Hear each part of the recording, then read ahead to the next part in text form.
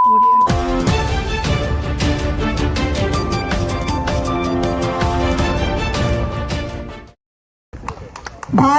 మాతా కి జై శ్రీరామ్.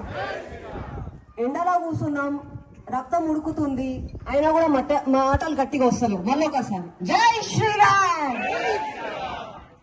చిలుకూరు బాలాజీ సాక్షిగా దీని పేరు ఏముండాలన్నా చిలుకూరు అని ఉండాలి, లేకపోతే బాలాజీ అని పేరు పెట్టాలి. మోయినాబాద్ మున్సిపాలిటీ అని పేరు ఎందుకు పెట్టిండన్నా రేవంత్ రెడ్డి? అచ్చా, ఓవైసీ సుట్టమైతే ఆడు మోయినాబాద్ అంటే కదా, అవునా కాదా? మన దేవుడు చిలుకూరు బాలాజీ. పొద్దున లేసే చిలుకూరు బాలాజీ దర్శనం చేసుకుని మనం పన్నులు వస్తాం బయటికి. అట్లాంటిది ఆ మోయినాబాద్ ఎవరన్నా మీకు తెలుసా అని? ఎవరికన్నా మోయినా ఎవరన్నా తెలుసా? చిలుకూరు బాలాజీ తెలుసు కదా మనందరికి, బరాబర్ తెలుసు. మళ్ళీ పేరు చిలుకూరు బాలాజీగా మార్చుకున్నారా? మన మోయినాబాద్ మున్సిపాలిటీ हटा चिलकूर మున్సిపాలిటీ को जगाओ, जरूर जगाएंगेना. ఇప్పుడు అందరం ఎందుకు వచ్చినామన్నా? అక్క చెల్లెలు అందరూ ఉన్నారు, ఆ వెనకాల కూర్చున్నారు అక్కలందరూ ఎండల. అక్క తులం బంగారం వచ్చిందా మీ పిల్లలకి? ఆడబిడ్డలు కనిపిస్తున్నారు. ఎట్లా వచ్చిన స్కూటీలలో వచ్చిందా? రేవంత్ రెడ్డి ఇచ్చిన స్కూటీలలో రాలేదా? స్కూటీలో ఇల్లు ఇచ్చిందా మీ అందరికి? ఉద్యోగాలు వచ్చినాయా? మళ్ళీ ఎందుకు వేద్దాం ఓటు కాంగ్రెస్ కి? మళ్ళీ వేస్తారా ఓటు? 2500 రూపాయలు పెన్షన్ వచ్చిందా మీ అందరికి? మళ్ళీ వేస్తారా ఓటు కాంగ్రెస్ కి? వస్తే ఓటు అడగడానికి వస్తే నిలబెట్టి అడుగుతారు కదా. నా 2500 ఏమైనాయి? నా 4000 రూపాయల పెన్షన్ ఏడిపోయింది? నా తులం బంగారం అయిపోయింది? నా బిడ్డకి ఇస్తాన్న స్కూటీ ఏమైంది అని అడుగుతారా లేదా?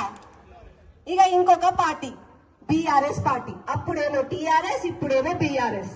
వాళ్ళకి 3 పనులు తెలుసా అన్న? ఏం తెలుసా?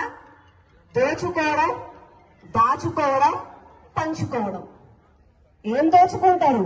మన తెలంగాణలో ఉన్న మన డబ్బును దోచుకుంటాం, ఆ డబ్బుని ఫామ్ హౌస్ లో దాచుకుంటాం, తర్వాత అందరు కలిసి పంచుకుంటారు. ఆ పంపకాలనే లొల్లయిందన్నా. కేటీఆర్, హరీష్ రావు, సంతోష్ రావు, కవితక్క అందరు కూర్చున్నారు. అరే నీకొక మూట నాకొక మూట అని పంచుకున్నారు. అందులోకెళ్ళి కవితక్కకు ఒక మూట ఇయ్యలే. ఆడబిడ్డ ఊరుకుంటారా? ఏమన్నది? అరే నాకు రావాల్సిన పైసలు నాకు ఇయ్యరా? కష్టపడి ఢిల్లీకి పోయినా, లిక్కర్ స్కామ్ చేసిన, మందుల దందా చేసిన, తెలంగాణ పేరు నిలబెట్టిన, నాకొచ్చే పైసలు నాకు ఇయ్యరా? మేము ఊరుకుంటామా? మీరందరి కోసం జైలుకి కూడా పోయినా, నాకెందుకు ఇయ్యాలి మీరు పైసలు? పైసలు అడిగింది కేటీఆర్, హరీష్ రావు పైసలు ఇయ్యలే. ఆనంద్ తన్ని తరిమేసింది. ఇక ఊరుకుంటారా? పొద్దున్న లేసి మీ బండారం బయట పెడతా, మీ పని చేస్తా అని చెప్పి ఆమె ధర్నాలు అవి చేస్తుంది. మళ్ళీ అట్లాంటి కుటుంబ పాలన వాళ్ళ కోటేద్దామా? ఏమైతే ఓటేస్తే కూడా ఆలాలు కొట్లాడుకుంటారు. ఆ డ్రామా మనకు అవసరమా? ఆ డ్రామా కావాలంటే టీవీ సీరియల్ వస్తున్నాయిగా మనకు మస్తుగా. ఎన్ని సీరియల్ లేవు, సినిమాలు వస్తున్నాయి, సీరియల్ వస్తున్నాయి. మళ్ళీ ఆ డ్రామాకి వీళ్ళకి ఎందుకు ఓటేయడం? అందుకని దయచేసి మీ అందరూ చూస్తూనే ఉన్నారు, ఈ మధ్య పిచ్చోళ్ళు ఎక్కువైపోయినారు మన రాష్ట్రంలో. ఎప్పటి నుంచి ఎక్కువైనరు? కాంగ్రెస్ కి అందరు ఓటేసి గెలిపించినాక పిచ్చోళ్ళు ఎక్కువైనరు. ఆ పిచ్చోళ్ళకి రోడ్ల మీద ఏం కనిపిస్తలేవు.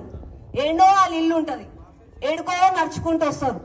మన దేవి గుడిలు కనిపిస్తాయి, వాటి మీద దాడి చేస్తున్నారు, తుపాకులు పట్టుకొని తిరుగుతున్నారు. ఏమన్నా అంటే ఆడు పిచ్చు. మళ్ళీ ఆ పిచ్చోనికి రోడ్ మీద ఏం కనిపించవు, స్కూళ్ళు కనిపించవు, పోలీస్ స్టేషన్ కనిపించవు, కేటీఆర్ ఇల్లు కనిపించదు, కేసీఆర్ ఇల్లు కనిపించదు, రేవంత్ రెడ్డి ఇల్లు కనిపించదు, ఏం కనిపించదు. కేవలం మన గుడి ఒక్కటే కనిపిస్తుంది. వస్తుండ్రు, గుడిల మీద దాడి చేస్తుండ్రు.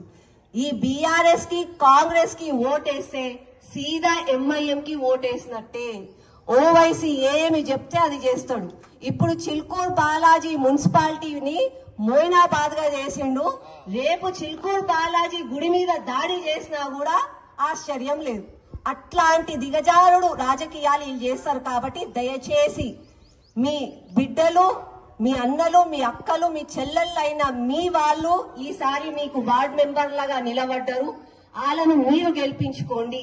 మీకు నీళ్లు లేదన్నా, మీకు రోడ్డు లేదన్నా, మీకు చెత్త ఉంది, ఇక్కడ అవస్థ అవుతుంది, మీ బిడ్డకు ఆరోగ్యం బాగాలేదన్నా కూడా వీళ్ళు మీ వెంబడి ఉంటారు. అదే ఆ బీఆర్ఎస్ వాళ్ళకి కాంగ్రెస్ వాళ్ళకి ఓటేస్తే ఏం పని చేయరు. ఒకరేమో ఫామ్ హౌస్ లో ఉంటారు, ఒకరేమో మూటలు పట్టుకొని ఢిల్లీకి పోతాడు. అట్లాంటి వాళ్ళు మనకు అవసరమా? ఈసారి దయచేసి బీజేపీ అభ్యర్థులను గెలిపించుకోండి. బీజేపీ అభ్యర్థులంటే దేశం కోసం, ధర్మం కోసం, ప్రజా సంక్షేమం కోసం వాళ్ళ కుటుంబాలను కూడా వదిలేసి, ఇందాక అంజనన్న మాట్లాడుతున్నారు, ఎప్పటి నుంచో మేము పుట్టనప్పటి నుంచో బీజేపీ జెండా కోసం, ఈ కండువా కోసం పనిచేస్తున్నారు. వాళ్ళ కుటుంబాన్ని, వాళ్ళ ఆస్తులని అన్నిటినీ వదిలేసుకొని కేవలం ధర్మం కోసం పాటుపడే నాయకులు ఉన్నారు. అట్లాంటి వాళ్ళని గెలిపించుకోండి, మీ భవిష్యత్తును కాపాడుకోండి. కేవలం ఇది 5 రోజుల ముచ్చట కాదు. ఆడ చిన్న చిన్న పిల్లలు ఉన్నారు. ఆ బుడ్డోళ్ళ జీవితం బాగుండాలి అని అంటే మీ ఓటు కమలం పువ్వుకే పోవాలి. మీరు ఇంట్లోకెళ్ళి బయటికి పోయే రోజు ఫిబ్రవరి 11వ తారీఖు మీ బిడ్డల మొహాలు చూడండి. ఆ బిడ్డల మొహాలు చూసుకొని వాళ్ళని తలుచుకుంటూ పోలింగ్ బూతులల్లో పోండి. పోలింగ్ బూతులల్లో కమలం పువ్వు గుర్తుని చూడండి. జై శ్రీరామ్ అని చెప్పి కమలం పువ్వు కోటేయండి. ఈ చిలుకూరిని మీరు కాపాడుకోండి. నేనేదో మిమ్మల్ని భయపెడతలేను, ఇది నిజం. ఇట్లా అవుతుంది రాష్ట్రంలో. మళ్ళా వాళ్ళకి అవకాశం ఇస్తే, అరే లూటీ చేసిన వాళ్ళకి, అబద్ధాలు చెప్పిన వాళ్ళకి మళ్ళా ఓట్లు వేస్తున్నారు. ఈ ప్రజలందరూ ఇక మాయమాటలకు నమ్ముతారు. వీళ్ళని ఎన్ని మోసాలు చేసినా ఏం కాదని చెప్పి వాళ్ళకి చలామణి అవుతారు. దయచేసి ఈసారి బీజేపీ వాళ్ళని గెలిపించండి. నా అన్నదమ్ముళ్ళు, నా అక్క చెల్లెళ్ళు ఎప్పుడు కూడా మీకోసం ఉంటారు. అట్లాంటి వాళ్ళని గెలిపించుకోండి. నాకు తెలుసు మీ అందరికి ఆకలి అవుతుంది, ముందే ఎండలో కూర్చోబెట్టినాం, తొందరగా కంప్లీట్ చేసుకుందాము. కానీ 11వ తారీఖు బీజేపీ గుర్తు మీద ఓటేయడం మాత్రం మరవద్దు. జై శ్రీరామ్.